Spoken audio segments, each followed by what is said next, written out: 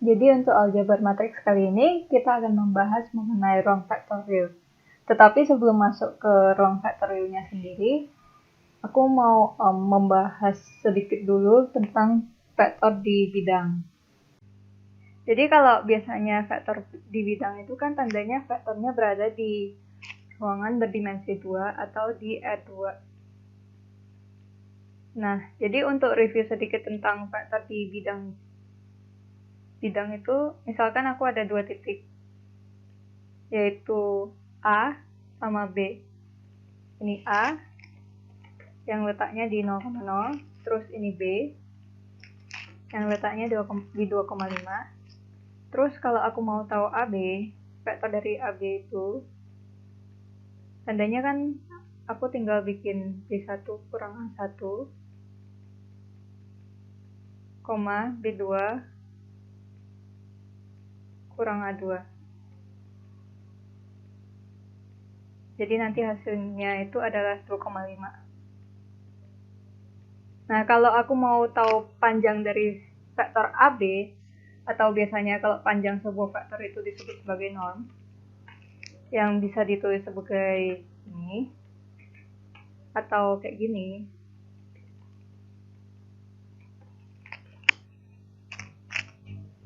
Itu tuh tandanya kan aku tinggal mencari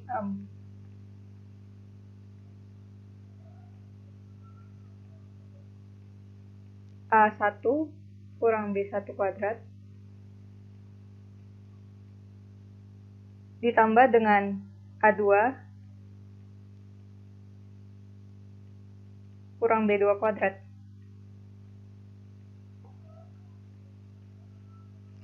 Dan nanti hasilnya akan menjadi akar 29. Ini itu tandanya adalah panjangnya sini. Nah, kalau untuk mencari panjang dari si vektor di ruang atau vektor di ruangan berdimensi 3 atau R3,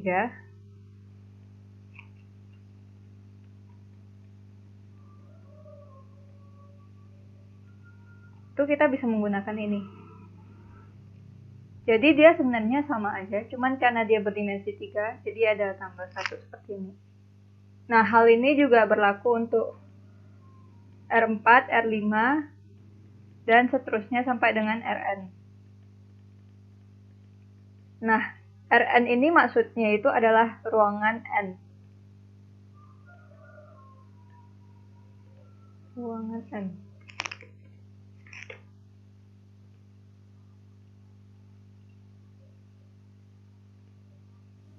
Jadi ruang N atau Rn ini, kalau mau dijelaskan dengan singkat, dia adalah ruangan dimensi N.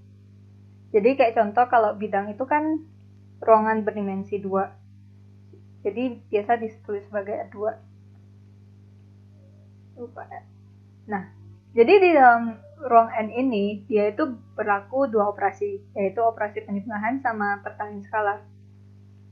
Nah, jadi kalau maksudnya dari operasi penjumlahan ini sama seperti penjumlahan vektor pada umumnya. Jadi misalkan aku ada vektor U sama vektor V, yang dimana kedua vektor itu berada di ruang N. Jadi aku tulis vektor U sama dengan U1, U2 sampai UN. Terus ada vektor V yang aku tulis sebagai V1, V2 sampai Vn. Dan lalu aku menjumlahkannya dengan cara membuka mereka dulu menjadi seperti ini. Lalu aku jumlahkan sesuai dengan urutannya. Jadi kayak U1 sama V1, U2 sama V2, sampai UN sama Vn. Dan hasilnya itu bakal menjadi seperti ini. Nah, setelah penjumlahan ada perkalian skalar, yang maksudnya itu adalah mengalihkan vektor dengan suatu skalar. Nah, jadi untuk vektornya aku misalkan ada U, terus skalarnya itu ada C. C ini itu bisa berupa konstanta ya, jadi kayak setengah, 1/3, dan seterusnya. Nah, terus U1, U2 sama sampai dengan UN itu aku misalnya sebagai vektor U. Terus pas mau kalikan, aku membuka si vektor U-nya terlebih dahulu menjadi seperti ini. Terus nanti si C-nya tinggal kali masuk ke dalam masing-masing jadi seperti ini. Nah, kalau seandainya untuk membuktikan apakah penjumlahan sama perkalian skalar itu berlaku, kita harus membuktikan ke-8 teorema ini. Jadi kayak mungkin untuk yang pernah melihat secara sekilas ini kayak ada sifat komutatif, sifat asosiatif, sifat distributif. Seperti ini 3 di atas. Seperti ini 2 di atas, maksudnya maaf. Lalu ini mungkin beberapa dari kalian pasti sudah mengenal kayak sifat-sifat penjumlahan asosiatif, penjumlahan komutatif. Lalu ada distributif. Sama seperti ini juga. Nah, tapi kalau ini itu mungkin yang 3, ke-4, dan ke-8 itu mungkin masih belum pernah terlalu mengenal. Jadi yang ketiga ini adalah identitas penjumlahan. Identitas penjumlahan. Terus ini adalah inverse penjumlahan. Dan ini adalah identitas perkalian. Nah, kalau seandainya salah satu dari mereka itu tidak berlaku, tandanya pasti ada yang salah gitu. Nah, setelah masuk ke ruang N itu, kita akan memasuki ruang vektor Euclid. Jadi ruang vektor Euclid itu adalah ruang vektor Rn yang dilengkapi dengan operasi penjumlahan, perkalian skalar, sama hasil kali dalam Euclid. Jadi kalau seandainya salah satu dari operasi ini tidak berlaku, tandanya dia bukan ruang vektor Euclid. Jadi kalau operasi penjumlahan sama perkalian skalar itu kan sudah dipelajari sebelumnya.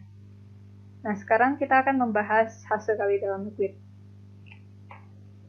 Jadi hasil kali dalam Euclid itu adalah hasil kali titik kalau secara singkatnya itu. Atau kalau mungkin bagi yang sudah pernah mengenal dot product, nah itu adalah hasil kali titik. Nah, jadi hasil kali titik itu bisa berlaku di dalam vektor. Jadi kayak contoh, aku ada vektor U sama vektor P, di mana vektor U itu adalah U1, U2 sampai dengan UN. Terus aku ada vektor P yang isinya itu V1, V2 sampai dengan Vn. Nah, kalau aku mau membuat hasil kali titik atau hasil kali dalam, aku bakal pertama itu aku bakal membuka mereka. Terus aku mengalihkan mereka satu-satu. Jadi sesuai dengan urutan. Jadi U1 kali V1 ditambah U2 dikali V2 ditambah sampai seterusnya sampai UN dikali Vn. Seperti itu. Jadi ini ada misal, jadi ini untuk membuktikan bahwa hasil kali dalam Euclid ini berlaku, kita harus membuktikan bahwa keempat syarat ini terpenuhi terlebih dahulu. Jadi untuk syarat pertama itu vektor U dot vektor V harus sama dengan vektor V dot vektor U. Lalu untuk syarat kedua itu adalah vektor U yang di dot dengan hasil penjumlahan dari vektor V sama vektor W adalah vektor U dot vektor V ditambahin dengan vektor U dot vektor W. Lalu untuk yang ketiga, yang A di sini itu maksudnya skalar ya. Ini aku udah tulis. Jadi kalau A itu dikalikan dengan hasil kali titik dari vektor U sama vektor V, dia itu harus sama dengan vektor U yang udah dikalikan dengan skalar A terlebih dahulu, dot vektor V. Lalu untuk syarat keempat itu, V dot V itu nilainya harus lebih besar sama dengan 0, dan hanya bisa bernilai 0, jika dan hanya jika vektor V itu adalah 0. Nah, jadi setelah kita masuk ke dalam ruang vektor Euclid itu, kita akan memasuki ke dalam ruang vektorial. Jadi untuk sekedar warning, ruang vektorial ini bukan hanya cuman bisa diisikan dengan ruang N seperti ini ya. Jadi kayak bukan hanya cuman 1,2 gitu. Dia itu juga bisa berupa matriks. Jadi kayak contoh 12 12, 10 0 0. Nah, seperti ini. Jadi ruang vektorial V itu adalah himpunan elemen-elemen yang memiliki dua operasi dan memiliki sifat tertutup terhadap kedua buah operasi tersebut. Nah, kedua buah operasi yang dimaksud itu adalah operasi penjumlahan dan operasi perkalian. Jadi ini tambah, ini kali. Jadi untuk membuktikan bahwa V itu tertutup terhadap operasi penjumlahan, kita harus membuktikan bahwa keempat syarat ini terpenuhi terlebih dahulu. Kalau seandainya salah satu di antara 4 syarat ini tidak terpenuhi, itu adalah sebuah bukti untuk menyatakan kalau V itu tidak tertutup terhadap operasi penjumlahan. Nah, jadi untuk syarat pertamanya itu ada U tambah vektor V itu harus sama dengan vektor V tambah vektor U. Lalu untuk syarat keduanya itu adalah vektor U yang ditambahkan dengan hasil penjumlahan dari vektor V sama vektor W itu harus sama dengan hasil penjumlahan vektor U tambah vektor V lalu ditambahkan dengan vektor W. Lalu untuk yang ketiga ini adalah menyatakan identitas penjumlahan. Jadi maksudnya terdapat vektor 0 sehingga vektor U ditambah vektor 0 itu sama dengan vektor 0 tambah vektor U atau sama dengan vektor U untuk setiap vektor U yang merupakan elemen dari V. Lalu untuk yang keempat itu untuk setiap vektor U terdapat minus vektor U sehingga kalau ditambahkan dia akan menghasilkan 0. Ini namanya inverse penjumlahan. Nah, kalau seandainya ini itu untuk membuktikan dia tertutup terhadap operasi penjumlahan, ini adalah keempat syarat yang ini itu adalah syarat untuk membuktikan bahwa dia itu tertutup terhadap operasi perkalian. Jadi seperti contoh untuk nomor 1 itu, misalkan aku ada skalar C yang merupakan elemen himpunan bilangan real yang jika dikalikan dengan hasil penjumlahan dari vektor U dan vektor V, yaitu harus sama dengan C yang dikalikan vektor V ditambahkan C dikalikan dengan vektor U. Lalu untuk yang kedua itu adalah hasil penjumlahan dari C sama D jikalau dikalikan dengan vektor U, yaitu hasilnya harus sama dengan C kali vektor U tambah D kali vektor U. Lalu untuk yang ketiga itu adalah C yang dikalikan dengan hasil perkalian antara D sama U, vektor U, yaitu harus sama dengan C kali D lalu kali dengan vektor U. Oh ya, C sama D ini maksudnya itu adalah sebuah skalar ya. Ini ada keterangannya. Lalu yang keempat ini adalah identitas perkalian, yaitu 1 kali U, vektor U haruslah menjadi vektor U. Oke, sekian dan sekarang kita akan memasuki ke contoh soal. Nah, jadi untuk contoh soalnya itu aku bakal ngambil yang bagian 1E.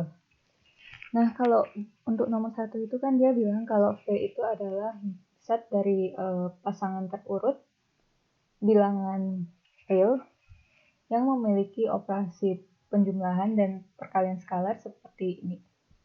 Jadi ini operasi penjumlahannya, ini operasi perkalian skalarnya. Ini penjumlahan, ini perkalian skalar. Nah, kalau yang E itu kan dia minta untuk tunjukkan bahwa aksioma ke-10 itu gagal, sehingga V itu bukan wrong vector berdasarkan operasi ini. Nah, jadi untuk kalau aksioma-aksioma yang tadi kita bahas itu, yang 8 aksioma itu menunjukkan bahwa itu vektornya itu di Rn. Nah, sedangkan kalau untuk menunjukkan bahwa dia itu adalah suatu ruang vektor atau bukan, atau ruang vektorial, itu tuh dia ada menggunakan 10 aksioma. Jadi bedanya dengan aksioma yang lain, yang tadi sebelumnya kita pelajari itu adalah ini. Yang pertamanya, dan yang ke-6-nya. Oh ya, by the way, ini aku ambil dari buku ya soalnya sama aksiomanya. Nah, sebenarnya yang untuk yang pertama ini dia hanya menunjukkan bahwa dia itu tertutup sama penjumlahan gitu. Sama nomor 6 ini juga mengatakan bahwa dia tertutup sama perkalian.